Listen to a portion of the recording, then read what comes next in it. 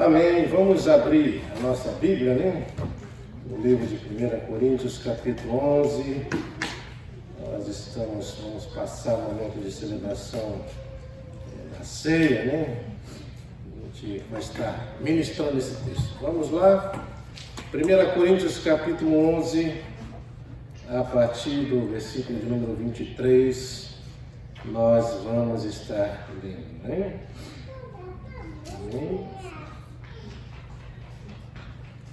1 Coríntios 11, a partir do versículo 23. Amém? Todo mundo já achou? Ok, vamos ler esse texto então. Fala assim: porque eu recebi do Senhor que também vos entreguei, que o Senhor Jesus, na noite que foi traído, tomou o pão e, tendo dado graças, o partiu, disse: esse é o meu corpo que é dado por vós, fazei isso em memória de mim. Por semelhante modo, depois de haver ceado, também tomou o cálice, dizendo: este cálice é a nova aliança no meu sangue. Fazei isso todas as vezes que bebedes, em memória de mim. Porque todas as vezes que comedes esse pão e bebedes o cálice, anunciais a morte do Senhor, até que Ele venha. Amém? Vamos orar. Deus, em nome de Jesus, primeiramente nós queremos Te louvar, queremos Te agradecer por tudo que o Senhor tem ministrado, Pai, realmente ao nosso coração. Obrigado, Senhor, por esse tempo, junto com os nossos queridos irmãos. Obrigado por essa oportunidade tão rica de nós podermos estarmos aqui, Senhor, nesse lugar, para cultuar, para adorar, para aprender, para desenvolver comunhão, Pai, com os irmãos, e que o Senhor continue, Senhor, realmente sempre ministrando, abençoando, nos fortalecendo, trazendo sempre um renovo sobre nós, nos ajudando a ter sempre o entendimento correto daquilo que realmente o Senhor tem nos ensinado, e que o Senhor nos ajude para sempre mantermos essa unidade, essa comunhão que é tão importante, Senhor, para a igreja. Por isso, ministra, fala conosco nesse momento, no qual nós vamos estar celebrando a ceia do Senhor. Que nós possamos, ó Pai, trazer à nossa memória tudo aquilo que o Senhor fez naquela cruz.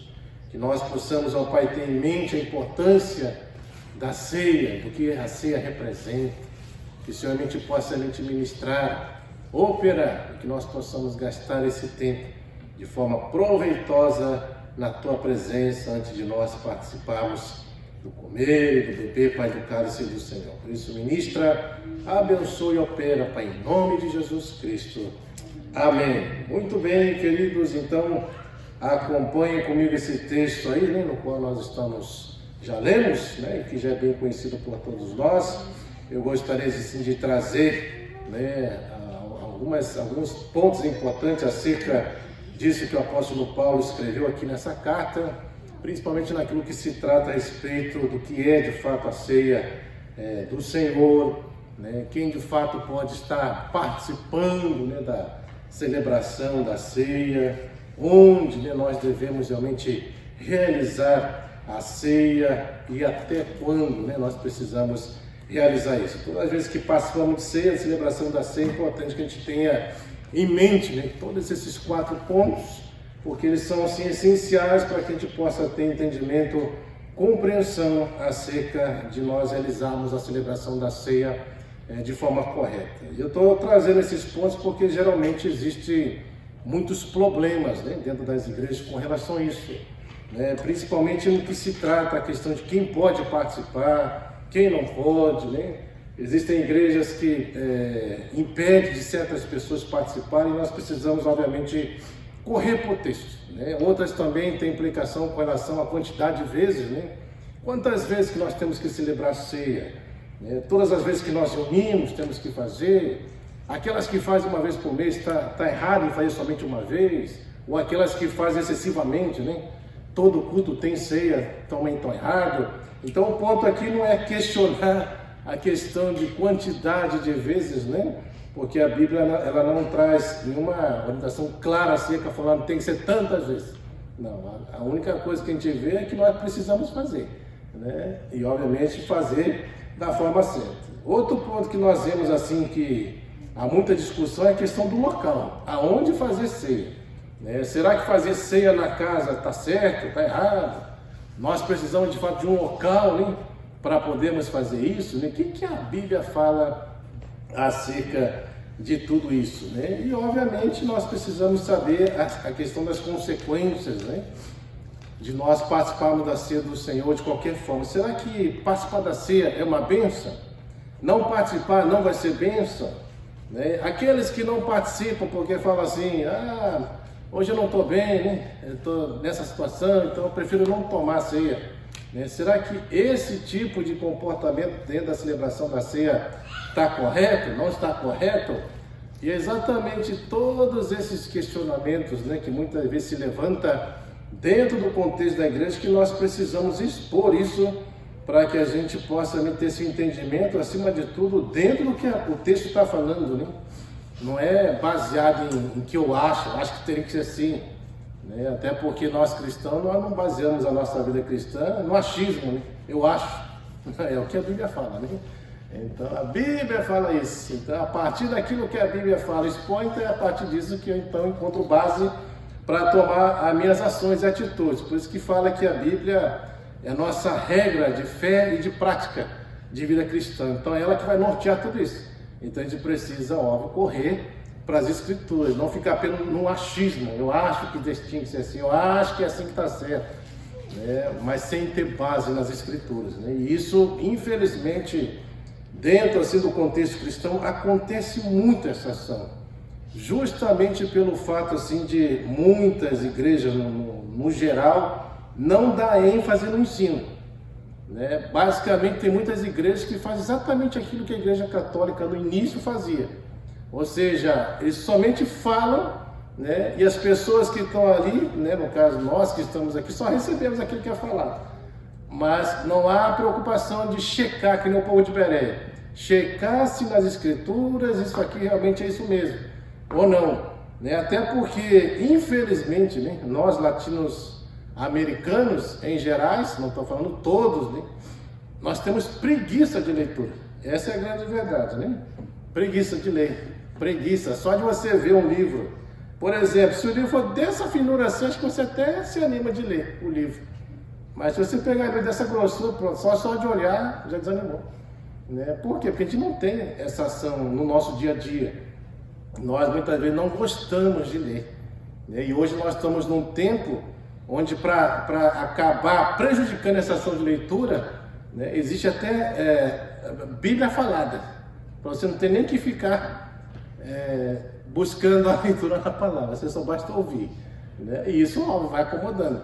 Não que isso não vai te abençoar, porque você está ouvindo a palavra, mas isso vai te acomodar, né? Vai fazer você realmente assim, não ter desejo de ler, de gastar tempo, né, nas Escrituras, né? Então isso traz problema. Então vamos lá então procurar entender justamente assim o significado de ser. Primeiro que nós percebemos claramente nesse texto, se nós observarmos já desde aí no versículo, né, de número 23, perceba que aqui há uma ordem, irmãos.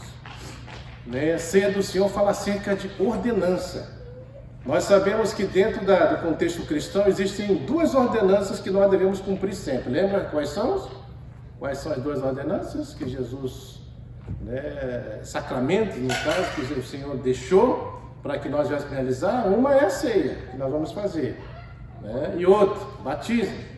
Essas são as duas coisas, né, que o Senhor deixou. E aqui a gente vai ver nesse texto aqui que há uma ênfase nesse sentido, fazei, né? Se está falando para fazer, então vamos ler o texto, está falando assim, ó, 23, porque eu recebi do Senhor o que também vos entreguei. Então a instrução que vem diante de Deus, que o Senhor Jesus, na noite que foi traído, tomou o que? O pão, e tendo dado graças, partiu e disse, isso é meu corpo que é dado por vós. Aí qual é a sequência? Fazei, né? Fazer isto em memória de mim. Então é uma ordem, está mandando fazer. Aí chega na sequência do versículo 24, também ele fala, né? Aliás, 25, né? Por semelhante modo, depois de haver ceado, tomou também o cálice, dizendo, este cálice é a nova aliança no meu sangue. Aí novamente, fazer isto em memória de mim, né? E aí fala, porque todas as vezes que comer esse pão, beber esse cálice, anunciais a morte do Senhor, até que ele venha. Então perceba que é uma ação de ordenança com relação à ação de celebração de ceia. Ou seja, é para celebrar a ceia, é para fazer a ceia do Senhor, né? Então aqui a ênfase é isso, ordenança. Segunda coisa importante com relação à ceia, lembre-se que essa é uma ação que envolve questão memorial, né? Ou seja, simbólica. Por que nós vemos isso nas Escrituras? Porque Jesus, obviamente, ele tá ali junto com os seus discípulos, ele está vivo, né? Certo? Ele pega um pão e fala, isso é o meu corpo. Então ele está falando acerca de algo que ele faria. E ele está falando, né, que esse corpo ele vai ser dado. Né? Então ele está pegando o pão. Obviamente que o pão não é o corpo, é a simbologia do corpo. Né? Por isso que é uma coisa memorial, é em memória disso. É uma coisa simbólica, né? Então, sendo memorial, o que nós percebemos? Que nós temos que trazer o quê? A nossa mente, aquilo que foi realizado. Exatamente. E aquilo que foi realizado para nós hoje está remetendo ao passado, com relação ao que Cristo fez, e remetendo também ao futuro. Né? Porque ele está falando que até que ele venha. Então, isso é em memória daquilo que Jesus fez, na expectativa de que um dia ele vai voltar. Então, ceia do Senhor também é uma ação que trabalha essa questão memorial daquilo que Cristo fez. Por isso que ele fala, né, que ele pega o pão e fala, faz isso em memória, ou seja, acerca daquilo que ele realizaria. Né? Então, isso é algo muito importante, né, também de entender. Então, dentro da doutrina católica, eles acreditam, né, que na hora da missa, a hóstia literalmente se torna o corpo de Cristo, né? E o vinho que o Pai está tomando, naquele momento se torna o sangue de Jesus, literal. Então, dentro da doutrina católica, é literal essa ação. Não é um memorial, não é uma coisa simbólica. É uma coisa realmente real. Mas nós sabemos que pela Escritura, pelo que está falando aqui, é uma ação simbólica. Porque Jesus estava ali, Jesus está pegando o pão, ele está falando, esse pão é o corpo, meu corpo está sendo dado por vocês, ou seja, não tinha nem feito ainda. E a gente deveria fazer isso para trazer o que? A nossa memória. Ou seja, a ceia do Senhor sempre tem que trazer a nossa memória, aquilo que Jesus fez. E sempre deve trazer isso na perspectiva de que um dia Jesus o quê? Vai voltar. Por isso que a ação deve ser feita até que ele venha. Né? Não é isso que fala no versículo 26, porque todas as vezes que comeis este pão e bebeis esse cálice, anunciais a morte do Senhor até que ele venha. Então, por isso é um memorial nesse sentido. Né? Outra coisa, a ação, além de memorial para trazer a sua mente, ela é simbólica. Então, sendo simbólica, ela não pode ser tratada como uma ação literal. É simbólica, é uma simbologia. Pão simboliza o corpo de Cristo. Vinho simboliza o sangue de Cristo, é uma simbologia, é somente, né? Então isso é importante. Outra coisa que se fala sobre aliança. Esse é o sangue da nova aliança, no meu sangue. Então quando se trata de aliança, nós sempre vamos lembrar daquilo que Deus fez com o seu povo. E tem uma coisa interessante, as alianças que Deus faz com o seu povo, irmãos, isso é algo que a gente precisa sempre ter na mente, né? Que a aliança que Deus faz com o seu povo é diferente da aliança que nós fazemos com os homens. Por exemplo, a minha aliança vamos supor que eu vou firmar uma aliança com qualquer pessoa. Nessa aliança que eu firmo com alguém, eu posso opinar, a pessoa pode opinar, eu posso discordar, outra também pessoa pode discordar, ela pode vir com uma outra ação sobre aquilo que a gente está discutindo, até que os dois cheguem a uma determinada ação onde ambos concordem sobre aquilo que vai ser feito. Então, vamos supor um exemplo simples. Eu vou vender um carro.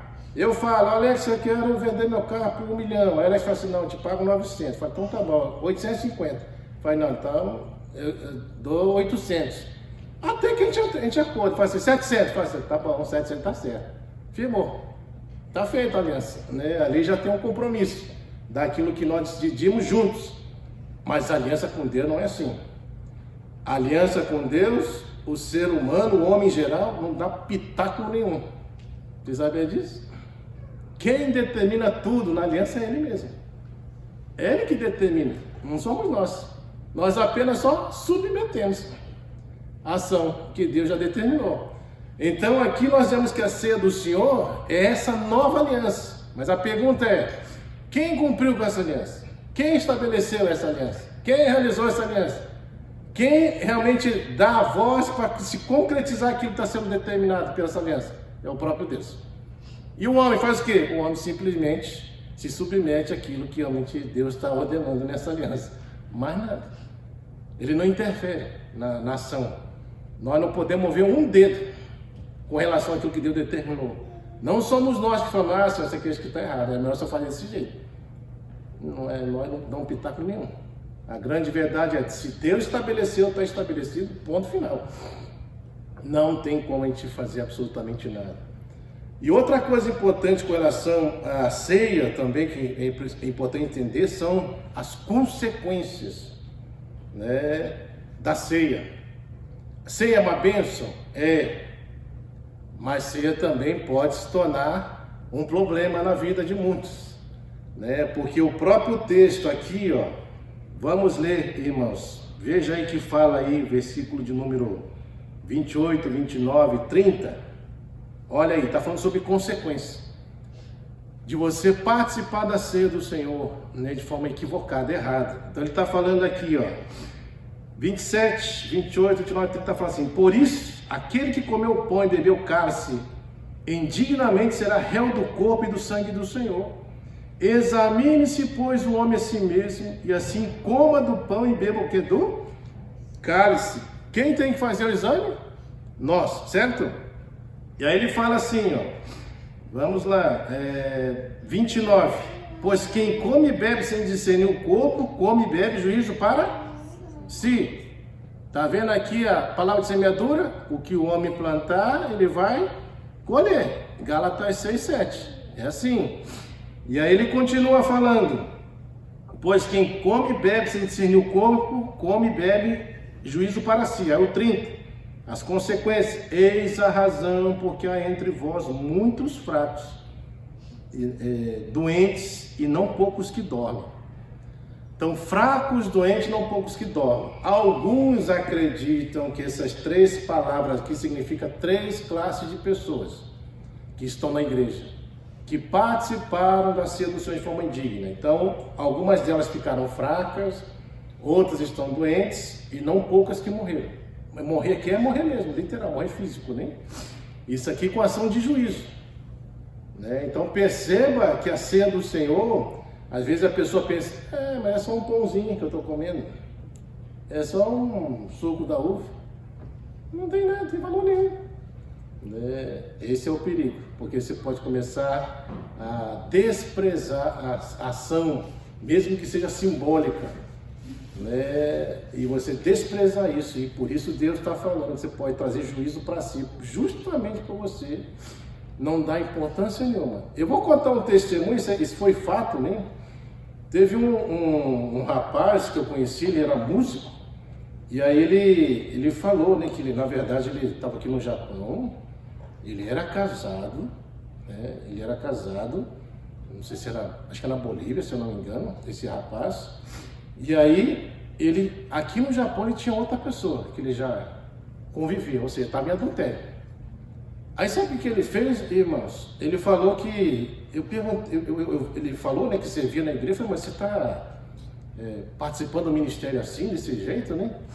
Ele falou, mas você toma ceia também assim, dessa forma? Eu falei assim, eu tomo, para mim isso é coisa simbólica. Aquilo é só um pão, não tem nada que ver. Eu falei, rapaz, mas você não está vendo o que o texto está falando aqui, né? Dessa ação de juízo de Deus, né? De você participar da ceia de qualquer maneira. Ele falou, não pode, para mim é simbólico. Aí o que aconteceu, irmãos? Passado algum tempo, eu fiquei sabendo que ele ficou louco.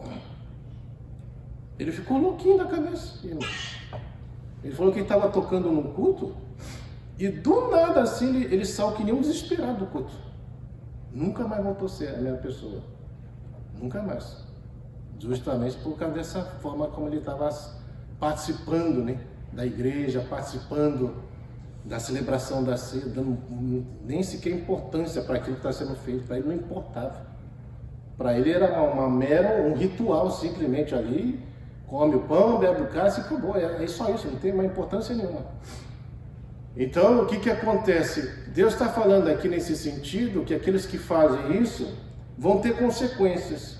E a consequência é o quê? Ficar fraco, doente ou morrer. Mas tem uma linha que é a mais provável desse texto, é que pessoas que participam disso, elas começam primeiro com fraqueza espiritual. Essa fraqueza espiritual desemboca em doenças, e essas doenças desembocam em morte. Essa é a ideia. Então é uma sequência de ação. Fica fraco espiritualmente, que leva a uma enfermidade, e essa enfermidade leva à morte. Isso é o mais provável que realmente aconteça. Agora, por causa desse texto aqui, o que acontece? Você já parou para perceber que tem gente que não participa de ceia por causa disso? Porque eu falei, não, eu não quero morrer não. Eu não quero ficar doente, eu não quero ficar fraco. Mas olha só a incoerência dessa ação, irmãos. Percebe que a pessoa está mais com medo de participar da ceia do que do próprio Deus? Porque veja, se eu tenho consciência que eu estou vivendo uma vida em pecado, e isso me leva a não participar da ceia, isso é sinal que eu estou consciente do que eu estou fazendo, certo? A pergunta é, se eu estou pecando, é contra quem que eu estou pecando? Contra Deus. Isso é sinal que a princípio eu não quero me arrepender. Por quê? Porque se eu me arrependo, a ação de perdão de Deus é imediata. Deus não fala isso? Se nós confessarmos os nossos pecados, Deus é fiel e justo para perdoar nossos pecados e nos purificar o quê? De toda injustiça. A pergunta é, será que demora para Deus liberar perdão? Não, o perdão de Deus é imediato. Você confessou, você já recebe. E veja, como cristão, nós precisamos entender que se eu estou errado, qual é a conduta de filho de Deus? Não é se arrepender? Não é sair do estado de erro? Não é permanecer no pecado. Porque se eu permaneço no pecado, o que eu estou fazendo? Eu estou lutando contra Deus.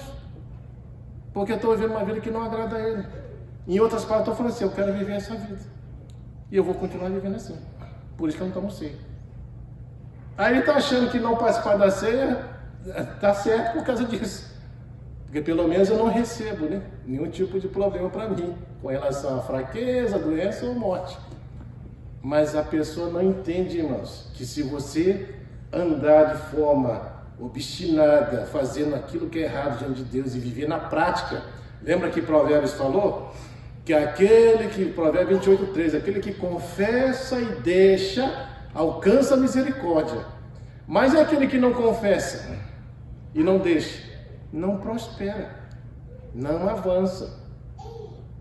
Esse é o ponto. Não desenvolve vida com Deus. Então a situação se agrava por causa disso. E lembre-se de uma coisa, irmãos. Quanto mais a pessoa ela fica escravizada pelo pecado, a mente da pessoa ela vai ficando cauterizada. Lembra de Davi? Davi foi assim. Ele começa com uma ação. Ele está lá no palácio dele, né, ocioso, porque estava em época de guerra. Daqui a pouco ele olha para um lado assim do terraço e vê uma mulher se banhando. Aquilo cria um desejo nele, né, aquela cobiça desenfreada no coração dele. A ponto de, mesmo sabendo que ele é casado, já estudou sobre isso, ele manda trazer aquela mulher casada. E olha que ele tinha informação acerca dela. Essa é a mulher de Urias, ou seja, sabe que é casada. Mas que ficar assim mesmo. Ficou. Com isso, vem a consequência do pecado. Gera um filho. Aí para ocultar o pecado, tinha que falar, e agora? Como é que eu vou fazer?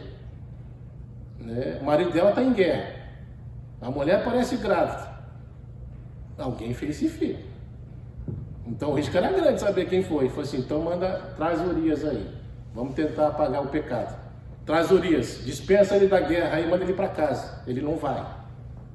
Aí para piorar, o que Davi faz? Pega e fala assim, vamos fazer um banquete. Urias, vem aqui comer. Come aqui comigo. E embebeda ele. Agora volta para sua casa. Ele não vai. Ou seja, falhou o plano 1, falhou o plano 2, falhou o plano 3. Aí vai no quarto plano. Qual que é o quarto plano? Já que ele não quer ir para casa, porque se não vai para casa ele não se relaciona com a sua esposa, se não relaciona com a sua esposa, eu estou perdido. Eu vou estar perdido, porque as pessoas vão saber que esse filho é de outra pessoa, não pode ser dele, ele não está lá. Aí o que ele planeja? Chama lá o capitão do pilotão de guerra. Aí chama, fala assim, ó, põe Urias bem na frente. Em outras palavras, quem estava no primeiro pelotão de guerra morria. Você está condenado a morrer. E aí o que ele faz? Ele faz exatamente isso. Aí morre Urias na guerra.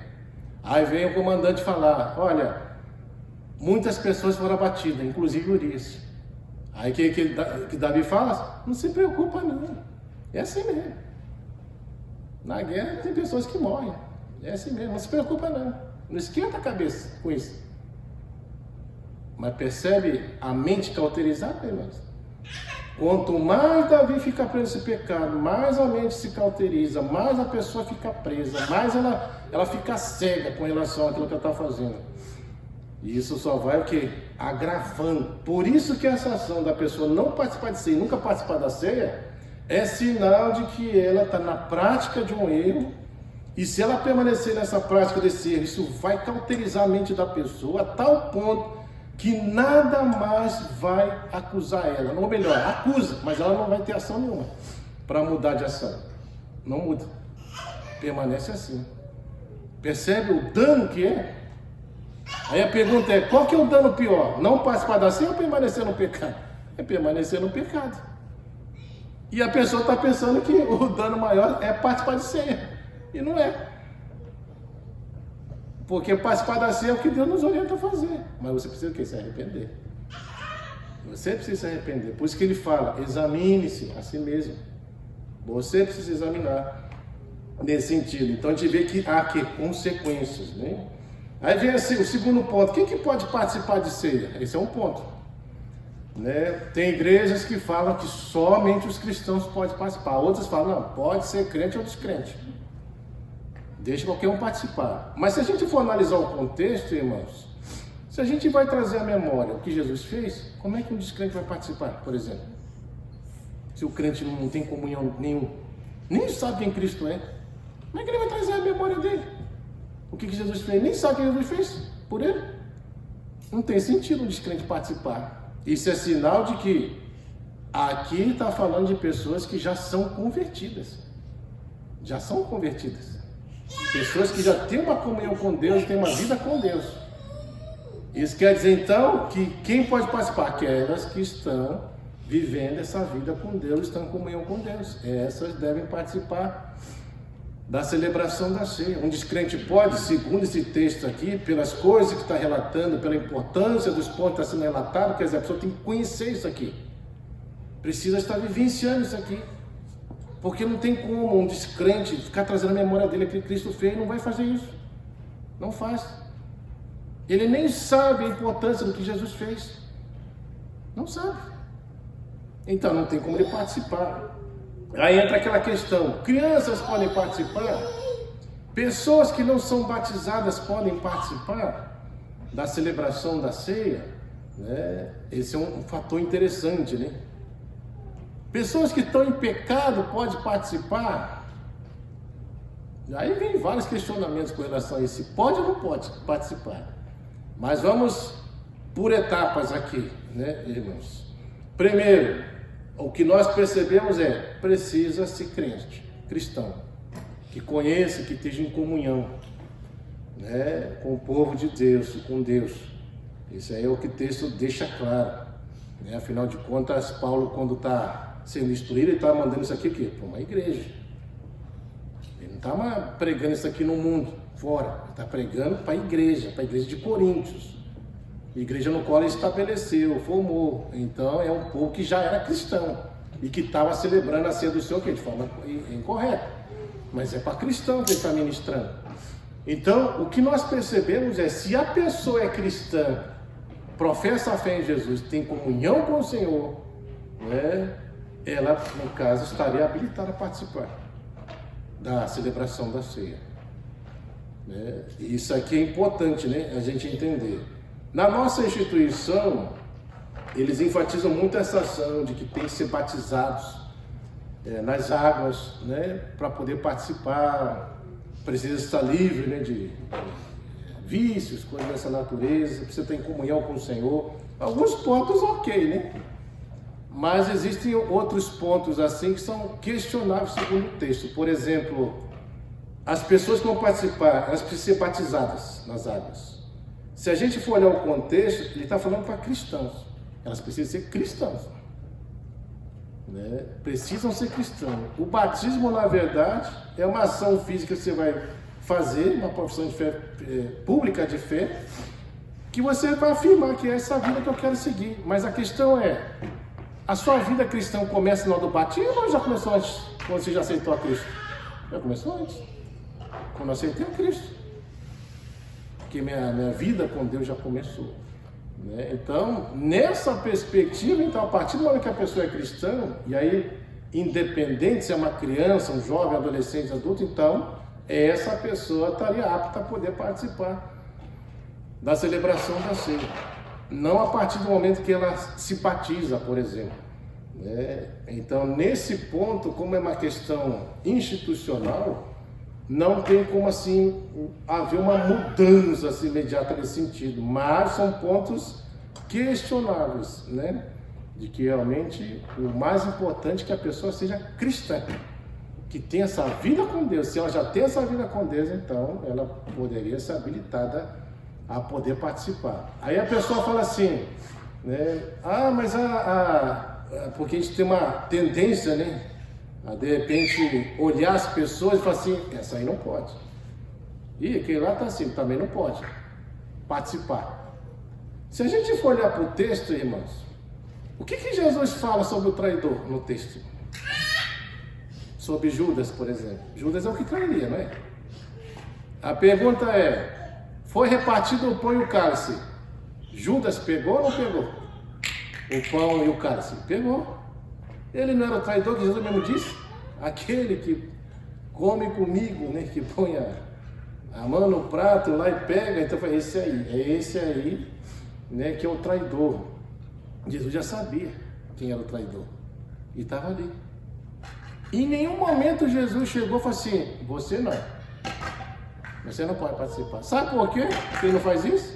Porque é como ele está falando aqui, ó, Paulo, no versículo de número 28. Examine-se, pois, o homem a si mesmo. Quem deve examinar e quem deve tomar ação de comer ou não, quem é? A própria pessoa. E agora, isso faz sentido, sabe por quê? Porque quem vai sofrer a consequência? É a pessoa que vai sofrer a consequência, não sou eu que vai sofrer.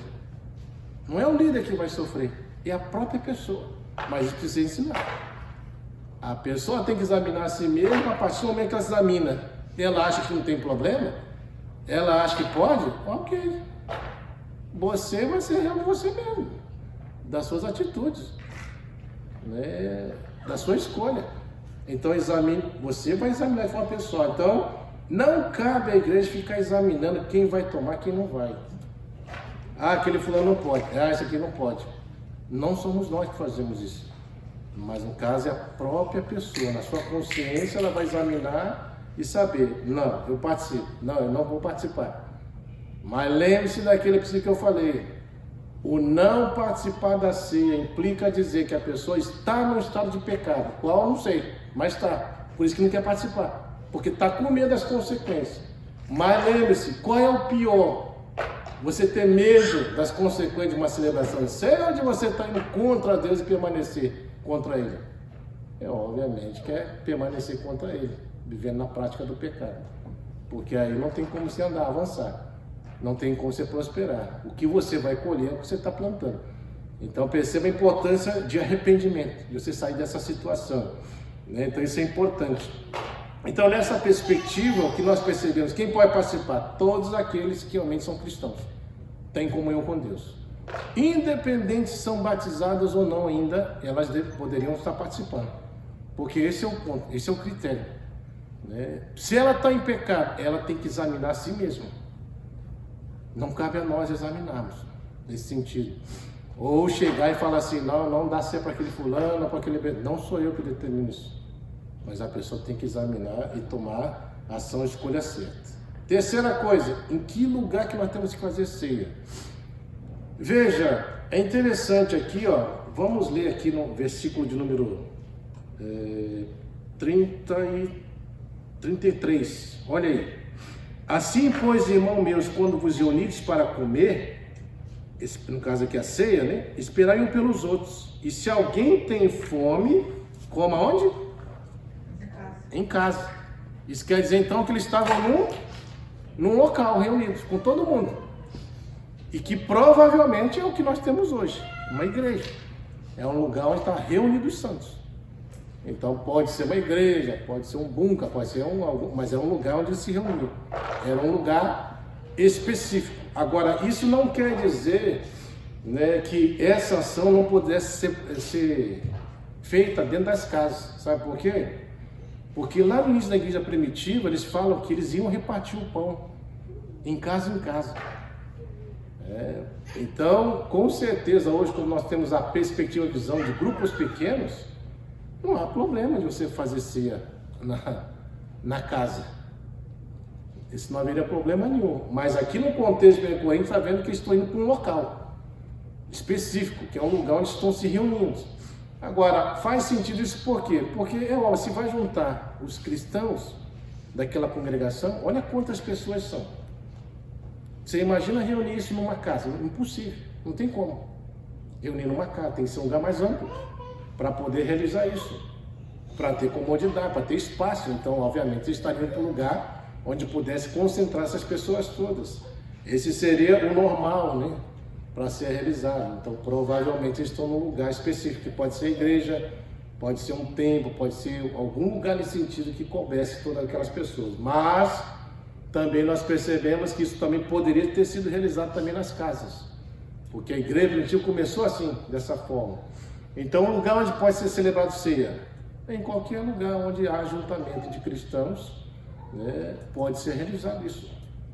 Então, pode ser numa casa, pode ser num local maior, onde reúne mais pessoas, mas o importante é que não se perca da mente a importância, o significado da celebração da ceia do Senhor, né?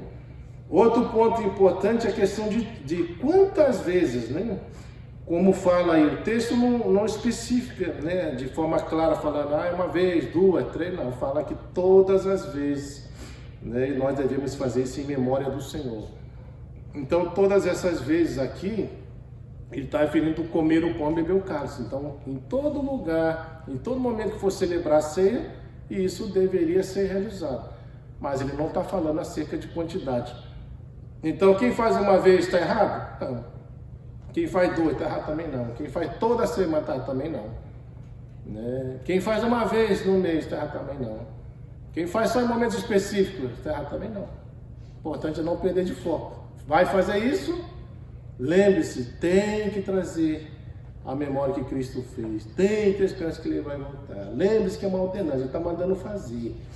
Literalmente isso. Lembra que isso aqui fala sobre uma aliança, onde o próprio Deus estabeleceu. É Ele com o seu povo. Essa é a nova aliança no sangue dEle, que permite nós termos a vida com Ele, a comunhão com Ele, a bênção de estar com Ele. Então tudo isso é importante, né? E aí então, com relação ao local, é isso. Pode ser na casa, pode ser em qualquer lugar onde a gente possa ter esse ajuntamento de cristão. A quantidade de vezes é exatamente isso, né? A quantidade fica a critério de cada pessoa, porque também aqui não está determinado nem acerca disso, né? Que realmente Deus não estabelece em nenhum sentido essa ação. Então, esses pontos todos que nós falamos, né, hoje, é importante que a gente sempre tenha em mente, né, todos esses pontos, para que a gente possa sempre fazer uma análise de forma correta, né, quando nós formos participar da celebração da ceia do Senhor. E que Deus nos ajude, irmãos, a realmente entendermos isso, compreendermos isso e temos também a capacidade de poder ajudar outros também a ter essa mesma compreensão acerca de como nós devemos celebrar, o que é a celebração da ceia, quem que pode estar participando, quais são as consequências, né, de participar de forma correta, de participar de forma incorreta. Então tudo isso é importante. Sempre pense nessa perspectiva, quem está falando de que tire da mente aquela ideia, hoje eu estou assim, então eu não vou tomar ceia, né? E você para de tomar ceia, porque você não muda a sua situação e fica assim. Lembre-se que permanecer no pecado é pior do que você tomar ceia. Porque automaticamente esse é sinal de que você não quer mudar o seu estado e quer permanecer no pecado. E permanecer no pecado nunca vai ser bênção. Sempre vai trazer problema nesse sentido. E lembre-se que você, ao fazer isso, você está indo contra Deus. É o que Davi falou. Pequei contra o Senhor. É contra Ele. E de fato é isso mesmo. Tudo que nós fazemos que é contra a vontade dEle, é contra Ele que nós estamos fazendo. Por isso que ele fala em Tessalonicenses, quando acerca da santidade, que quem rejeita essas coisas, ele fala assim, não está rejeitando o homem. Porque a instrução é o homem que está falando inspirado por Deus. Mas ele fala assim, não está rejeitando o homem, mas sim a Deus que vos deu o Espírito Santo. Então nós estamos contra Ele, a todo momento que nós vivemos dessa forma. Então que Deus nos ajude a vivermos de uma forma que realmente seja agradável, que a gente participe da ceia da maneira como realmente a palavra de Deus nos instrui. Qualquer dúvida que tenha, depois pode perguntar, ok?